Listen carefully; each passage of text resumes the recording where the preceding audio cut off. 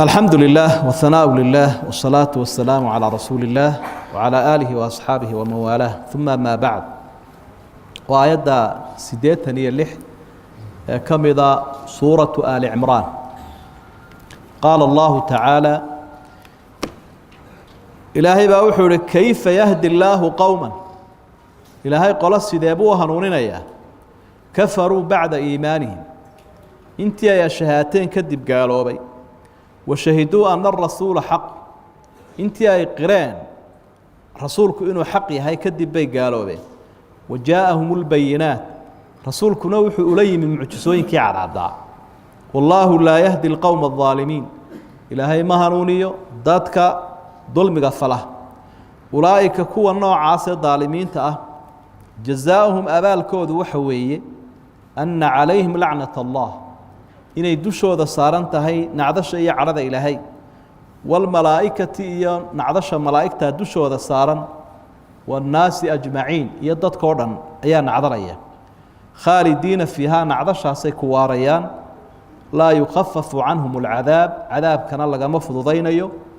walaa hum yundaruuna loona kaadin maayo la sugi maayo horay baa laga gelinaya cadaab إلا الذين تابوا ضدكي توبت كنا إلهي وصور نقضي مويانه من بعد ذلك قال لماذا كذب وأصلحوا وناتيا وحي خربين فإن الله غفور رحيم إلهي بدن بقال عفوا حريص إن الذين كفروا بعد إيمانهم كوي قالوا بي انتيا يلا الرميين ثم ازدادوا كفرا هذا قال لما كرر صدي لن تقبل توبتهم توبدooda la aqbali maayo markay sii dhimanayaan ay naftu ka sii baxaysa ay toobad keenaan wa ulaa'ika humud daalluuna kuwaas waa kuwa halowsan oo anbaday innal ladina kafaruu kuwii iyagu gaaloobay wamaatuu wahum kufaar dhintay iyagoo gaalo ah adduunka ka baxay falan yuqbala lagama yeelayo aakhiro min axadihim iyaga ka mid ah mil'ul ardi dahaban dhulka muggii oo dahabaha hadduu isku furto walow iftadaa bihi haba isku furte lagama yeelayo ulaa'ika lahum cadaabun aliim kuwaas waxay leeyihiin cadaab kulul wamaa lahum min naasiriin mana lahaa kuwa u hiliya iyo cid taageerta iyo cid difaacda ma haystaan halkaa ilaahay ku naaray ku jiraya marka aayaadkani waxay eedaynayaan ceeb iyo cadaab ay leeyihiin ay u yaboohayaan dadkii diinta ilaahay rumeeya ka baxay murtadiinta loo yaqaan iyagoo ku qanacsan inuu xaq yahay iyo qolo labaadoo yahuudiya nasaarada ah inuu ka soo waramayno aayaadka hore inoo soo sharxayeeno ay u cadaadeen aayadaha quraanka iyo rasuulka iyo risaalada intuba ay u cadiin xaqnimadoodu iyo diidan oo sida adduunka kaga tagaya ceeb iyo cadaab waxay leeyihiin halkan ilaahay ugu yabahay subhanahu wa ta'ala sidee loo hanuuninayaa qolo gaaloobaynta islaameen kadib dee waa murtad qofkaas rasuulkii inuu xaq yahay buu qiray wuu islaamo uu ku dhawaaqay haddana diintii islaamka wuu ka baxay macnaa wuu hayaa wixii markhaatiyaashiya wixii oo dhan siduu ilaahay u hanuuninayaa dee ilaahay wuxuu hanuuniyaa hanuunka qofka doortay hadduu qofkiiba iska diidayba ilaahayna halaag buu ayuu ku sii riixayaan alla wuxuu yidhi falamaa zaaquu azaaqa allahu quluubahum markay dadku leexdeen kuwii leexday anna waan sii fogeeyey baa ilaahay uu markaad xumaanta dooratay xumaan kale kuu dhiibaysa hanuunkii waad ka fogaatay hanuunkuna hanuun kale kuu dhiibaya hallow bay doorteen hallowgiiba ilaahayna u sii kordhiyey markaa macsiyadu musiibada ay leedahay waxaa ka mid ah macsiyo kale kuu sii dhiibta daacadii iyo wanaaguna khayrku leeyahay waxa ka mid ah khayr kale ku sii dhiibaa ilaa aad cis iyo kor noqosho hesho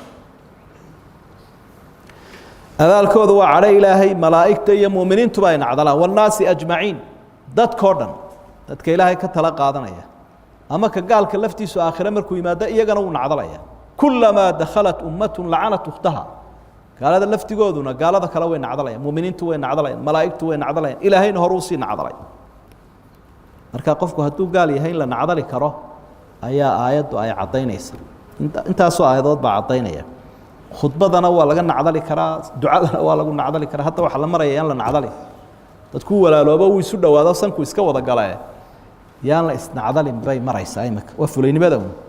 quraanku saas uu noo sheegay ربنا سبحانه أولئك جزاؤهم أن عليهم لعنة الله والملائكة والناس أجمعين خالدين فيها نعدش سيكواريا وسيكواريا لأن نعدش عري كودن بيس نعدش إلهي وحي سعطوا النتيجة ذو وحويان عذاب بان له نعدش إلهي وحي كودن بيس عذاب مركا عذاب كاسيكواريا لقما فضوضين لونا كادين ما يلورن ما يها الشهاتين وكادية ها عذر دارتين وكادية أيامها نفسينه كادية ما جرت قرارك إلهي مركو صابح ولا قفلين توبضوا ويفرنت إلا الذين تابوا من بعد ذلك وأصلحوا فإن الله غفور رحيم كايت waxay cadeynaysaa murtadku haduu toobad keeno islaamku waa laga aqbalaya oo toobada wax hor joogsada ma jiro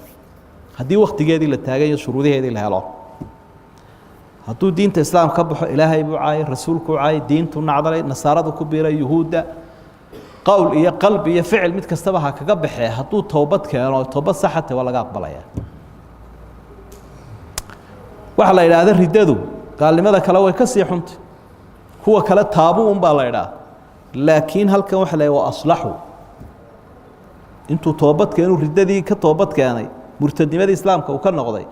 waa inuu hagaajiyaa wuxuu qaribay ilaan tusaale xun buu noqday dadkii uu sheegay uu diintan aan galay diin xun baa ahayd ka baxay haddana markuu ku soo noqday waa in la yiraahdaa cadeynay wanaagsanay oo markaad gaalowday aad qaldanay oo wixii xumaado dhan hagaaji qaybtan dambe ilaahay uu tilmaamay inaan toobada laga aqbalayn in alladheena kafaruu ba'da iimaanihim inta ashaateen kadib bay ridoobeen thumma zdadu kufran gaalnimay kororsadeen oo way sii wadeen istamarru way ala al-kufr gaalnimadii bay iska sii wateen lan tuqbala tawbatum toobadooda lama aqbalayo imikana aayada horena toobadooda la aqbalayaaba labada aayadood iskama hor imanaya ee isku dhanbe u jeedaan asalku waa in toobada la aqbalayo laakiin kan ilaahay uu toobadooda lama aqbalayo goorta aan toobada la aqbalayn waxa weeye waqtigeeda diiday toobada nabigu wuxuu calayhi salaatu wasalaam yuqbalu tawbatu ahadikum ma lam yugharq ala macna hadith midkiin toobadiisa la aqbalaya haddaanay xaalad alqarqara xaaladiisu hayn markay naftu ka sii baxayso inta u dambaysa ay marayso markaas waa waqtiga toobada xiranto waqtiga toobada xirantaa jiro waqtiga ay marka qiyaamadu ay dhacaysay qoraxda xaggii ay ka dhacaysay ka soo baxday marka waqtigaas lagu qeydaya ilaa ayada hore soo sheegtay hadii toobadiisu hagaagsantahay miyir qabtay waqtigeedii taagantay in la aqbalayo marka toobadana waqtigeedii taagnayn waxana sii cadeynaya aayada ku xigto ilaahay wuxuu sheegay dhimashu sheegay innal ladina kafaru wa maatu wa hum kufar kuwii gaaloobay ee dhintay iyagoo gaala ah marka kan toobadiisa la aqbalayay uu sii dhimanayay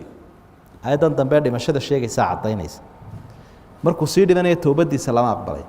kii dhintay isaga oo gaalana hadduu dhulka mugiyo dahaba ilaahay hor keeno yiraahdo ilaahay waan isku furanayaa ilaahayow iga aqbal lagama aqbalayo حديث أنس ورينا بخاري مسلم كسوغان نبي يقول عليه الصلاة والسلام إلهي بعض أظن كي قال كاب الله الله يا آخر وحلي هدي دول كمجي أو الذهب أما أدونا أذهلي لهاي ما يسكفر الله هاوان يسكفر الله بولي إلهي وحلي أنت وحكا يربان كاد دونا مركز أدون كي تشوكتا يا هاي إن أنا دي شريك يلينا أنا جاي رميس أنا جاي رميس هذا عابده أنا دي شريك يلينا ند وحكا لا عابده أنت أنك قال لك واي ما أنت وحي يسكفرنا يلا جاي يلي ما لجاي يلي ما ساسا لقول ناريا waxaynu markaa isir dul taagi lahayn maadaam aayaadku kufrigi iyo noocyadiisi iyo nataa'ijkiisi ay xuseen ilaahay baanu ka magan galaynaa bal kufrigaas si looga feejignaado ila waa cudur dilaayo khatar badan inaynu wax ka yara sheegno kufriga markiisa hore waxa la yiraahdaa at-taghtiya wa daboolid oo gaalka kaafir waxa lagu magacaabay waa xaq dabool ninka ilaahay abuuray buu doonaya inuu qariyo كمثل غيث أعجب الكفار نباته روب أو كلو لم يدي أبو إلهي كفارة وياب قليين نباتك صوصاري كفارة أسي وادتك سرعة firida dhulka ku ridayay raashinkii qarinayay xaggan kalena waxa weeye sharcigana waa qofkiio ilaahay iyo diintiisa diida oo arkaantii iimaanka ka soo horjeedsado rafida waxa uu leeyahay gaalnimadu usuul bay leedahay ama meelo ay ku wareegto ilaahay naga nabadgeliyo usuushiisaas waxaa ka mida ama marka hore laba qaybood bay u qaybsantaaye qaybta hore waxa la idhaahdo kufru shirk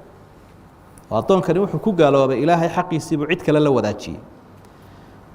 marka shirkigaasina laba nooc buu noqdaa mid weyn iyo mid yar ka weyn waxaa looga jeedaa waa mukhrij can ilmilla diintuu kaga baxaya qof ka yarna waxaa looga jeedaa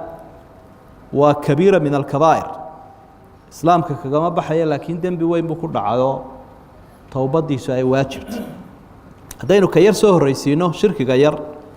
waa qofkiiyo nebigu wuxuu ku sheegay ilaahay cid aan ahayn ku dhaarta man xalafa bigayri illaahi faqad ashrak xadiidkii saxiixa nebigu wuxuu ku yihi calayhi salaatu wasalaam qofka ku dhaarta cid aan ilaahayn shirki buu sameeyey hadduu geelooda ku dhaarto ama qooriyo xalaalo ku dhaarto ama inantooda ama aabbihii waa tan aabbahay waaye iyo waa tan qoodha iyo xaladay jabtaa waxaasu akhriyaya inihii dadku ay ku warwareegi jireen taasoo kale shirki buu nebigu ku sheegay marka culimadu waxay leeyihiin islaamka kagama baxaya waanu deg deg oo toobadkeena waa gaalnimo yar oo laakiin afxumo ah ashirku bilafd shirki waxaa jiri kara isaguna xagga qowlka soo gelaya oo kaa yar shirkigaa yara waa qofkii odhaahda maalan lowla allahu wa fulaan arrinkaasi saasuu dhici lahaa haddaan ilaahay iyo hebelii bixin sidii ninkii nebiga hor joogay yidhi hadduu ilaahay doono adiguna aada doonto markaasuu nebigu ka joojiyo waxau ihi sidaa ha odhanine anigii baad ilaahay ila sintae waxaad tidhaahdaa low shaaa allahu uma muxamed kala reeb anigiiyo ilaahayna kala reeb waxaa hadduu ilaahay doono intaa kadibna hebel doono ilaahay iyo addoommaha lama simi karo shirkiga waxa uu nebigu ku daray qaybihiisa asumcatu wariyaa ismaqashiinta iyo istusnimada akhwafu maa akhaafu calaa ummatii ashirku lkhafiy gaalnimada qarsoon baan ummadayda uga baqayaa buu nebigu u baqa badna oo markaa istusnimada iyo ismaqashiinta tadayurkaa ka mida baasaysiga shirkiga yar baasaysiga oo qofku wuxuun iska baasaysto oo wixii dhacaba uu had iyo jeer wuxuun ku warwareego addiyaratu shirku waxaas iyo waxaas markay waxaasaa noqdeen baa balaadaasi saa u dhacday kaasaa layga raacay waxaa sameeyey marka baasaysigaasi waa shirki buu nebigu yihi calayhi salaatu wasalaam waa shirkigii yaraa waxaana nebiga ka farxin jiray alfa'lu lxasan yucjibunii alfa'lu lxasan tafaa'ulka wanaagsan baasaysigana nebigu shirki buu ku sheegay waxyaabahaasoo dham waa waxyaabo qaladaadahoo waaweyn oo laga toobadkeena ay waajib tahay laakiin loo yaqaano culamaa alcaqiida shirku lasqar maaragtay lagu soo ururiyey ka weyn ee gaalnimada ah isaga shirkigaa marka laga yimaado waxaa ka mid a kufru ljuxuudi waalcinaad qofkoo si dhaba xaqa u diido oo canaatama isagoo garanaya maca alcilmi bihi ilaahay rusushiisa waxyigiisa uu garanaya uu ku qancay xaqnimadiisa laakiin wuu diiday waxaa la idhaha kufru ljuxuud nimanka gaaladaa buu ilaahay ka warramaya wuxu uhi wajaxaduu biha wastayqanata anfusuhum dulman wa culuwan xaqa way garteen iyo aayadaha laakiin iyaga oo isla waaweyn ayay gardarro daraaddeed u diideen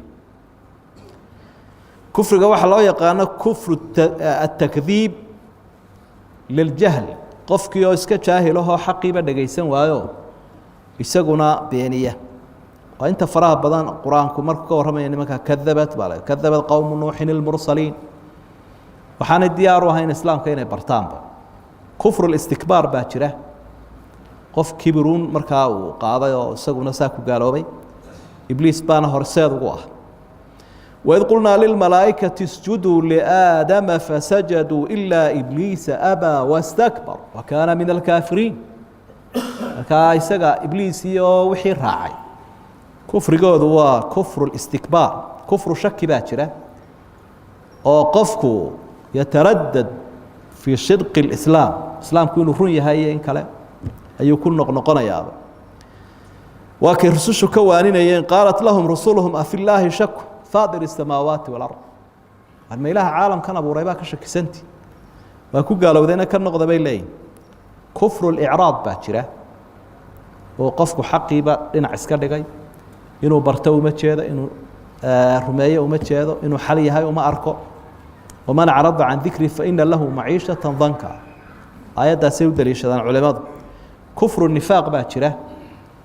وقفك أفكنا وكأورنا يا الشهادة دي إسلام كي أفك كأورنا يو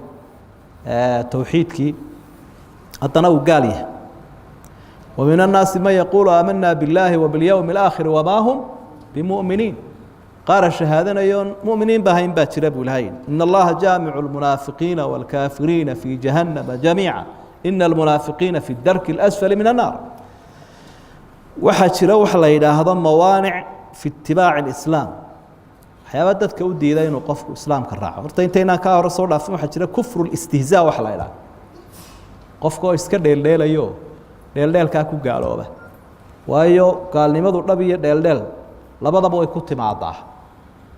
nimanka munaafiqiinta markii ay ku xadgudbeen nabiga asxaabta quraanka wax ka sheegeen ee la weydiiyay waxa u tiraadeen waxay yiraahdeen kuna nakhuudu wa nal'ab waa iska kaftan bay heeda dhabnaga ma ahayn rasuulaha u jawaabay wuxuu qul abillahi wa ayatihi wa rasuulihi kuntum tastahzi'un la ta'tadiru qad kafartum ba'da iimaanikum ma ilaahi aayadiisa rasuulkii ba ku dheeldheeshay waxba cudur daarina waa gaalowdeen ha cudur daaranina marka kufru istihzaa haduu qof firaano islaam baanay laakiin islaamnimadu ma iga fuqaysa anigu waan ku dhashay dadku ba diinta degdeg uga saaraysaane wuxuu daldalayaana waa wax ilaahay uu ku dheeldheelaya quraanku ku dheeldheelaya dhaqanka islaamku ku dheeldheelaya usuushiibu ku dheeldheelaya warkada marka la yiraahdo uu si canaatamayo uu galoobaya qof asbaabta u diida qofka inuu islaamka raaco markaynu eegno waxiga waxa kamid ah tacasubka qofku inuu maaragtay noqdo qof aabayaashii iyo reerkooda iyo qoladooda iyo mabdiisa iyo waxa u tacasubaya وإذا قيل لهم اتبعوا ما أنزل الله قالوا بل نتبع ما ألفينا عليه آباءنا وحيga soo raaca marka la yiraahdo waxay oranayaan anagu aabayaasha ayaan raacay dad isku ma jira dhaqan baanu leenahay islaamka naga joojiya kibirkii baa kamid ah aynu soo arkaynay waxa kamid ah rabitaanka waa ka hadda iska badan qofku naftiisu waxa ay doonayso uu ka fur yeelaya ilaahay muxuu doonayaa ma laha rasuulku muxuu doonayaa wixii sharcigu muxuu doonayaa ma laha sharcigu ma aha ilaahay sharcigiisa ma aha cid wuxuu ka tala qaadanaya rabitaankiisa hagaya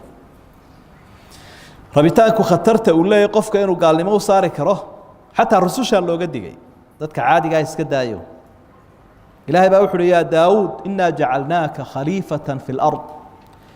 فاحكم بين الناس بالحق ولا تتبع الهوى فيضلك عن سبيل الله نبي داود وددك مدح با لغاغا دغاye dadka xaqa ku kala xukuno hawadaada raacin siba qofku markuu xukunka iyo masuuliyadda iyo maalka iyo gacanta ku hayo waxay keeni kartaa inuu diinta dabada uga baxo waxa kamid ah al-khawf min zawali maslahati dunyawiyya qofku inuu isagoo ilaashanaya manfaca adduunyo islaamka badiido inuu raaco ama maslaxa adduunyo daraadeed islaamka ba uga bixi karo wakiin nabigu ka sii waramay ka digay calayhi salaatu wasalaam aakhiru zamaanka waxa iman doona waqti oo qofku gobolkuna u dhacayo isagoo gaala waagu bariyo isagoo gaala muslima su weydaaranaya maalinkii habeen waxa uu ku sameeyay nabigu yabiicu diinahu bi'arad min ad-dunya qaliil diintiisi wuxuu ku iibsanayay yar adduunyo ah iyo kaga baxaya xasad baa kamida waxa soo dhan waxay seejin karaan islaamka qofka waana ka saari karaan inuu galana way u diidi karaan idan marka tilmaamaha wuxuuna inuga jeednaa qofku inuu ogaado islaamnimadu de kelmadna inuu ku soo galay kelmadna kaga bixi karo oo aanu ahayn de wax boolal ku hayaan oo kugu dhagan say dad badan aaminsan yihiin duninkan reer hebel ya abi muslim ya ehelkiisu muslim inaan waligiiba gaaloobay qowl iyo qalbi iyo ficil ba intiba uu ku gaaloobayaa noocyadaas oo dhan bu kufrigu leeyahay iyo shirkigu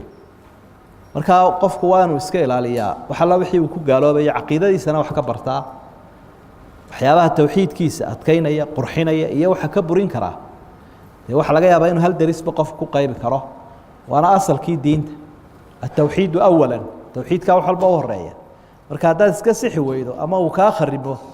ama aad ku dadaali weydo ama aad ku lexejeclaabi weydo khatar badan baa taalo cibaadooyinkaagii kale o dhan burin karta